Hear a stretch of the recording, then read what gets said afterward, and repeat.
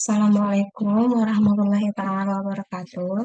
Perkenalkan, nama saya Putri Fajar Limpatuzia, NIM 2221110114 dengan dosen pengempu Dr. Apoteker Yudi Wicaksono, SSI, MSI.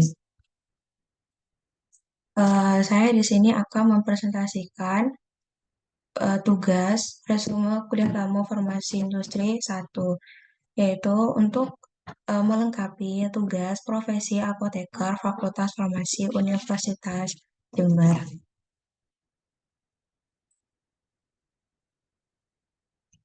Yang pertama di sini eh, pengembangan farmasi. Pengembangan farmasi di sini sangat penting. Untuk pengembangan farmasi di sini yaitu pertama obat baru, di mana obat baru sini terdiri dari zat aktif baru, kombinasi baru, bentuk sediaan baru, cara pelepasan baru, potensi baru, rute pemberian baru, dan yang kedua yaitu obat generik. Untuk skema proses pengembangan obat baru di sini yaitu di mana skala awal mencari molekul baru. Di sini yaitu eh, dengan bisa melakukan cara sintetis melalui kimia medisinal, bisa modifikasi dari rantai, menambahkan gugus fungsi tertentu guna mencari khasiat obat yang diinginkan. Di sini kekurangannya biayanya yaitu tinggi, kegagalannya juga sangat tinggi. Contohnya, dari 1000 yang diteliti hanya satu senyawa aktif yang dilakukan formulasi atau yang dibuat. Nah, kemudian dilakukan uji praklinik. Di sini uji praklinik menggunakan hewan uji atau coba, yaitu seperti mencit ataupun kelinci. Kemudian setelah melakukan uji praklinik, dilakukan uji klinis, yaitu dengan fase 1, fase 2, dan fase 3, di mana fase 1 sampai 3 di sini menggunakan pada manusia, kemudian dapat diregistrasi kepada BPOM. Untuk fase yang keempat, ini yaitu tetap dilakukan pengujian saat obat telah dipasarkan. Kemudian pada alur di sini yaitu eh, pada alur di sini mencari senyawa baru atau melakukan inovasi produk farmasetikal baru dari senyawa baru. Memiliki risiko yang tinggi, waktunya itu menggunakan waktu yang lama, keuntungannya pun akan lama. Biasanya penelitian ini dilakukan dengan dana penelitian yang besar, itu. Tujuannya di sini untuk memperoleh obat baru atau paten, membutuhkan waktu yang lama yaitu 12 sampai 20 tahun. Dan untuk pengembangan improvisasi di sini yaitu dilakukan pada produk yang sudah ada, tapi bisa pemberian rute atau kombinasi dosis yang baru. Metode di sini yaitu eh, resikonya itu sedang. Resikonya itu sedang, tidak memerlukan trial molekul baru. Terus dananya atau keuntungannya itu sedang dan membutuhkan waktu 5 sampai 10 tahun. Untuk pengembangan obat generik di sini atau pengembangan mitu produk ekuivalen to inovator. Di sini dengan memiliki produk ekuivalen, inovator eh, memiliki risiko yang kecil karena uji klinis tidak dilakukan dan di dan diganti dengan bioequivalent to inovator produk dengan waktunya itu 2 sampai 5 tahun. Terus kecepatan landingnya di pasaran tuh lebih cepat. Terus ini yaitu alur proyek pengembangan. Tidak semua tidak apa alur pengembangannya tiap industri itu memiliki R&D sendiri dengan pembagiannya yang berbeda, interbat dengan interbatnya sendiri. Di sini R&D mengepalai yang pertama itu pengembangan formulasi, yang kedua pengembangan metode analisis dan registrasi. Untuk pengembangan formulasi di sini yaitu produk dan pengembangan metode analisis itu dengan QC. Untuk bisnis development di sini yaitu uh, evaluasi produk apa yang perlu dilakukan. Terus kemudian lakukan marketing. Alur proyek pengembangan R&D sini ada 4, yaitu usulan, persaingan, pengembangan, dan registrasi. Untuk usulan R&D sendiri di sini, yang pertama, survei pasaran forecasting, yaitu business development dan marketing. Untuk evaluasi berdasarkan CPOB, fasilitas, dan peralatan. Di sini, jika tidak berspesifikasi, maka tool manufacturing. Untuk evaluasi terkait paten di sini, ketahui kapan paten produk dan paten bentuk senyawa kimia.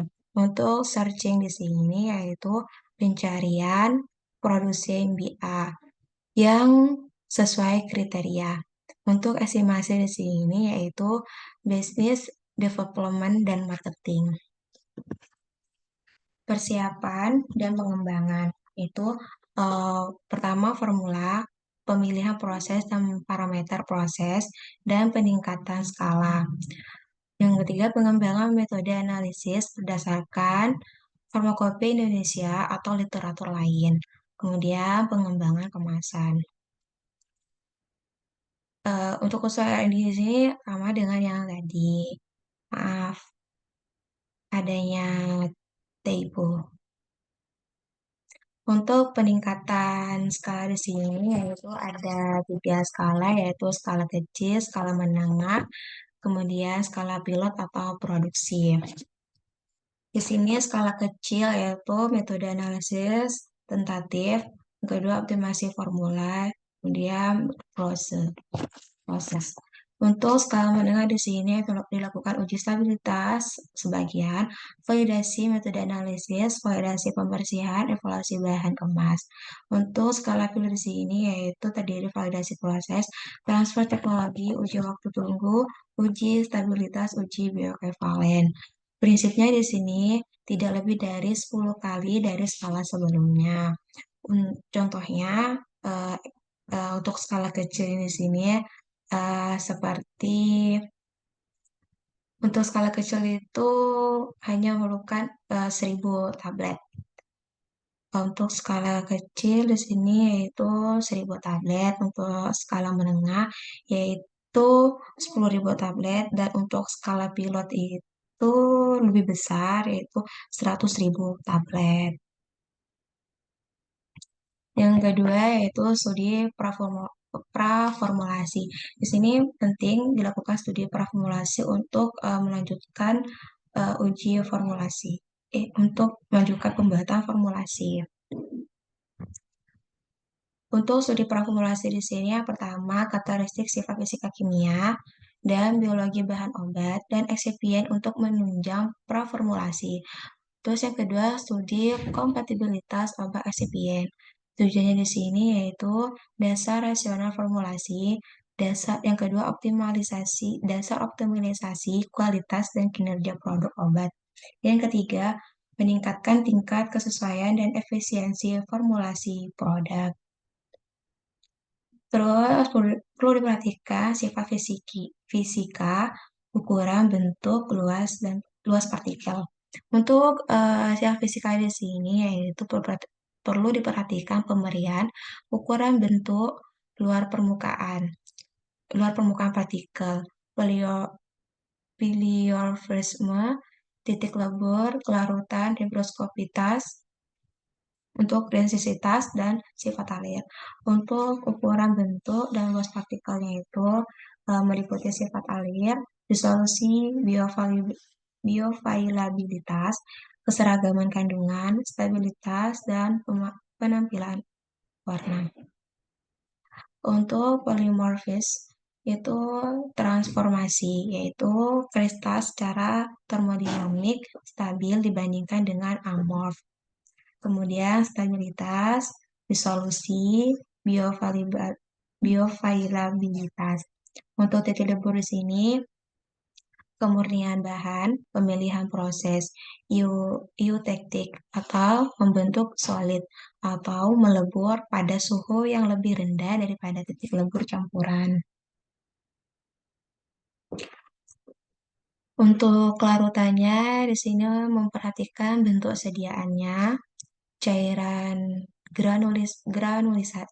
granulasi, kemudian disolusi.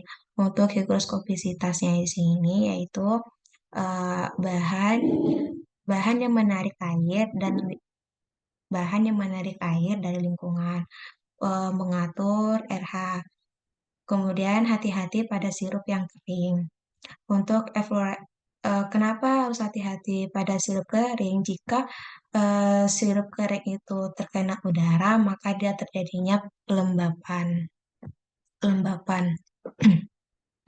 Untuk efflorescence di sini yaitu dalam kondisi tertentu menarik air atau pelepasan air. Contohnya pada asam sitrat, monohidrat. Untuk deliquescence, bahan yang menyerap air dan akan larut pada air yang diserap. Contohnya pada MgCl2 dan ranitidin. Kemudian optimalkan kemasan. Untuk sifat kimianya di sini, yang pertama struktur dan gugus fungsinya. Kemudian konstanta, koefiensi partisi, isomer, stabilitas fase padat dan dalam larutan. Kemudian pengotor dan senyawa sejenis. Untuk struktur kimia di sini, prediksi sifat kelarutan dan permeabilitas berdasarkan fungsi pH. Predikso kerentanan stabilitas gugus yang fungsi rentan terhadap suatu kondisi tertentu. Untuk konstansa ionisasi yaitu kemampuan senyawa melepas proton dalam suatu pelarut dalam kondisi setimbang. Senyawa asam basa dapat digunakan untuk menentukan senyawa asam basa. Untuk penerapan pKa, kelarutan sebagai fungsi pH, penentuan lokasi absorpsi obat, pemilihan dapar. Dapar yang baik berada di daerah sekitar pKa. Kemudian pemilihan pengawet. Perlu diperhatikan untuk pemilihan pengawet. Pengawet yang bagus itu dalam keadaan yang tidak terionkan.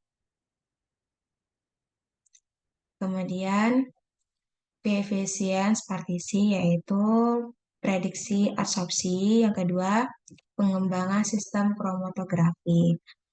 Terus untuk koefisien partisi di sini dapat berada dari segi farmakokinetik, farmakologi, toksisitas dextromethorphan. Kemudian untuk stabilitas ini solvolisis, oksidasi, fotosintesis, termolisis, isomerisasi, polimerisasi, interaksi dengan eksipien. Untuk hidrolisisnya sendiri, dari gugus fungsi yang mana yang terendah terhadap hidrolisis dan oksidasi. Untuk fotosintesis ini yaitu penyerapan cahaya, di mana radiasi elektromagnetik dalam rentang 380 dan 780 nanometer tentang spektral kepekaan mata. Spektra serapan dapat digunakan dalam prediksi gelombang sensitif. To degradasi tergantung pada overlap antara bahan dan spektra sumber cahaya. Senyawa sejenis dan pengotor. Pengotor organik, yaitu terkait dari proses. Dan obat. Dari sisi sintesis, degradasi obat, interaksi antara komponen dalam produk.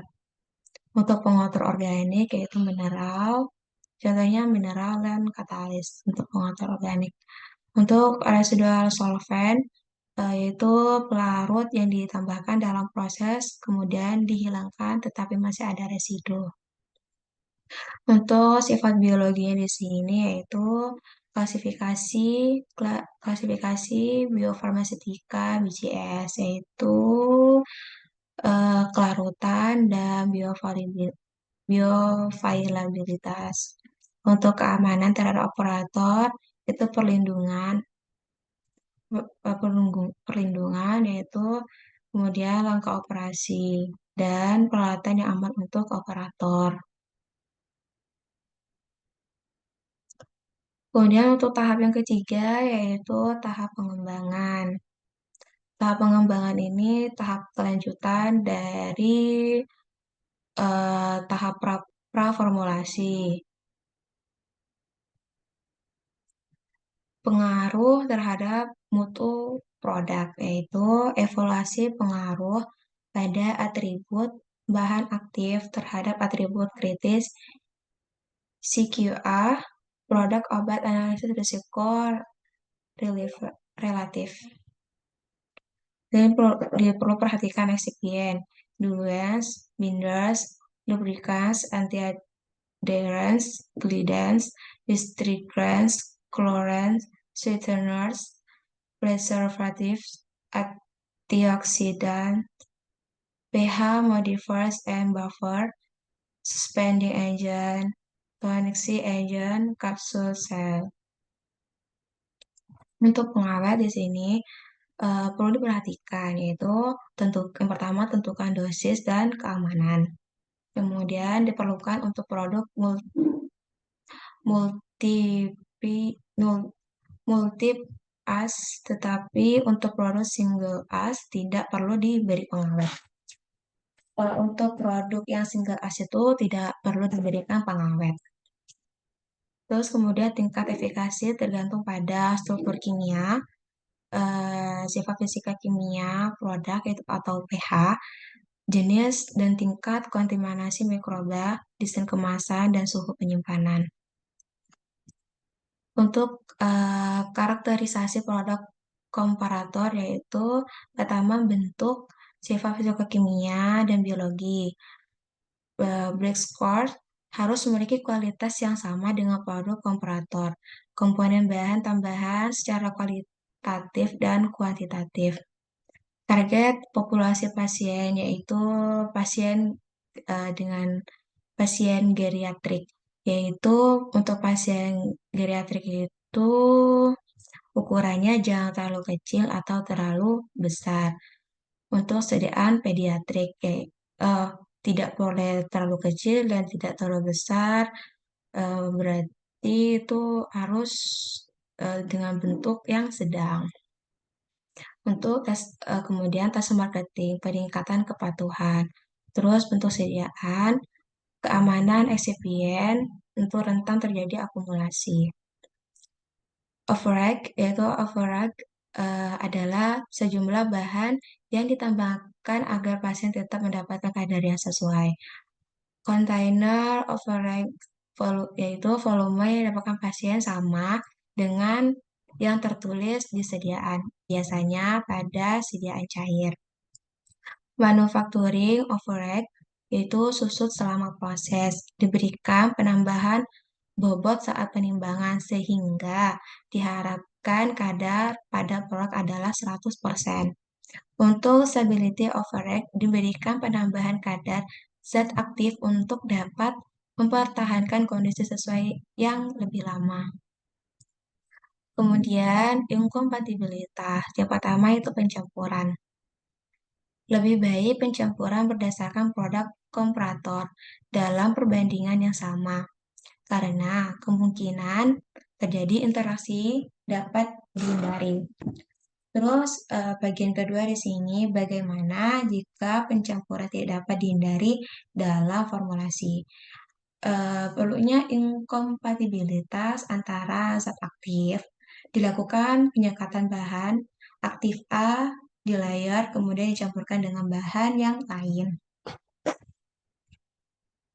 Di sini untuk kemasan sediaan padat dan cair non steril ya. Yaitu pertama ada blister, strip, kemudian botol dan saset. Untuk kemasan sediaan semi solid yaitu tube atau blister. Prinsipnya dari sini yaitu persamaan antar skala. Yang pertama geometrik. Sedekat mungkin kemasan secara bentuk posisi. Untuk kinetik ini mengatur agar mendapatkan kecepatan share yang sama. Untuk dinamik di sini mengatur kecepatan yang terluar. RPM besar akan mengatur kecepatan luar yang lambat. Terima kasih. Sekian dari presentasi saya. Mohon maaf jika ada kata yang kurang berkenan. Jika ada kata yang salah, mohon dimaafkan. Sekian, terima kasih. Wassalamualaikum warahmatullahi taala wabarakatuh.